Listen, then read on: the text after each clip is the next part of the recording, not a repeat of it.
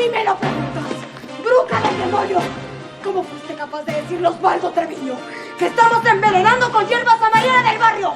¡No! ¿De dónde sacas eso? ¿Qué es lo que quieres? Perjudicarme. ¿Tú qué tanto dices lo que quieres? ¡Buscas perjudicarme! Pero si yo no le he dicho nada a nadie. Yo no sé quién es Osvaldo Treviño. ¿Qué? ¿Crees que te vamos a convencerme?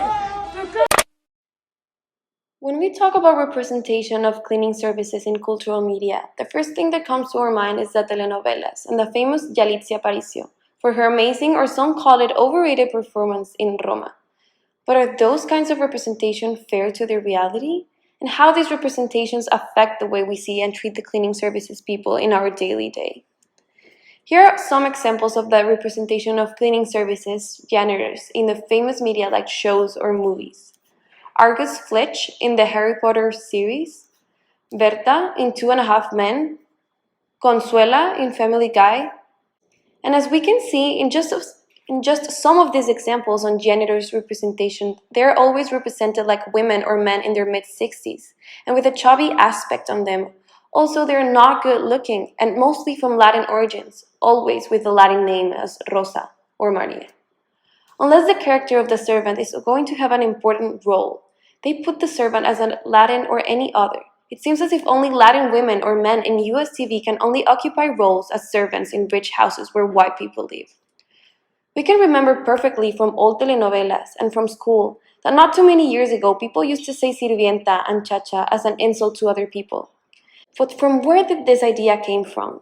That it was bad to clean houses, schools, and etc. Where did the idea that janitors or cleaning services people are always in a bad mood or ugly looking? Hattie McDaniel is an historical example of servants in cultural media. In 1940, the actress became the first African-American person to win an Oscar, thanks to the role of Mamie Scarlett O'Hara's wonderful servant in Gone with the Wind. Due to racial segregation laws, McDaniel had to sit with her date at a separate table at the end of the room. McDaniel participated in more than 70 films, but in almost all of them she played servants, cooks, or maids, the only roles allowed to African Americans. Salma Hayek is another example of the strong stereotype of servants out there. She commented in an interview that when she arrived in the United States, they told her, "You are the most beautiful woman I have ever seen in my life. You have an impressive talent. What a pity that when you open your mouth, you have to remind everyone who sees the movie of their maid."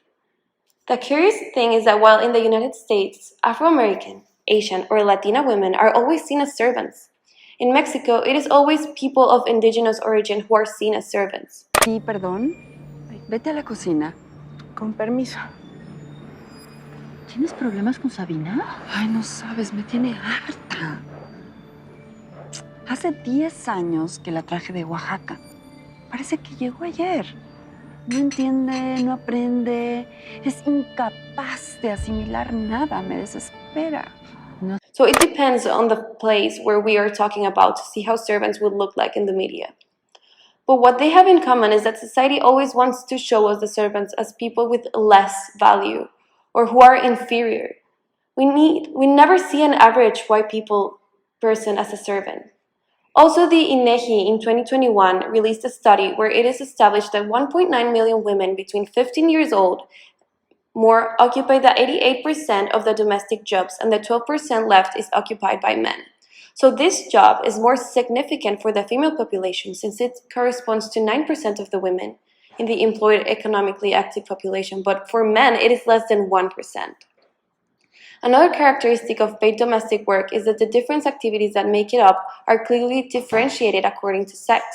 Because while women are engaged in activities of cleanliness and order, caring for people, cooking, washing, and ironing, in men predominate gardening, driving, and surveillance activities. This is characteristics that can be seen well in cultural media like movies, telenovelas, and TV series. Historically, paid domestic work is one of the occupations with the highest proportion of informal employment. The ENOE, in the first quarter of 2021, estimates that 96%, 2 million of people employed in paid domestic work belong to the informal sector. Of this, 9 out of 10, they are informal wage earners. 3% are informal self-employed workers, and 0.7% are informal workers with no non-salary perceptions. And for example, why is this stereotype of Latin American people as gardeners, maids, so good for USA? Because they sell you in movies and TV shows that you can climb from 3 positions to do incredible things, and although of course it is possible, the truth is that it is perfectly convenient for the United system that the poor class and mostly immigrants work in this type of work, that even if they do not pay badly, they come with no insurance or benefits. In telenovelas, we often see a pattern in how people refer to the cleaning service people. It is always with terms such as chacha, criada, muchacha, or sirvienta. The pattern is always the same. The characters that use this term is the millionaire antagonist, and the character that is the love interest of the protagonist is a millionaire good person. This drama is duplicated in dozens of telenovelas every year, almost like telenovelas try to say that the cleaning service people were aspiring to have this story. There's always a millionaire savior of the domestic worker that is different from the rest, humble, and is going to change their life forever because he or she loves him or her. In conclusion, we need to rebuild ourselves and question why we see service people as inferior people when they have the same right as us, and not because we see an Asian Afro-American person means that they work in cleaning houses as waiters or etc. ¿Ustedes? Mi nana. Sí. Por eso a veces se toma atribuciones que no le corresponden. Como ha sido mi criada desde que yo era pequeña. Perdón, señora, le está esperando el licenciado Hernández en la biblioteca. ¡Ah!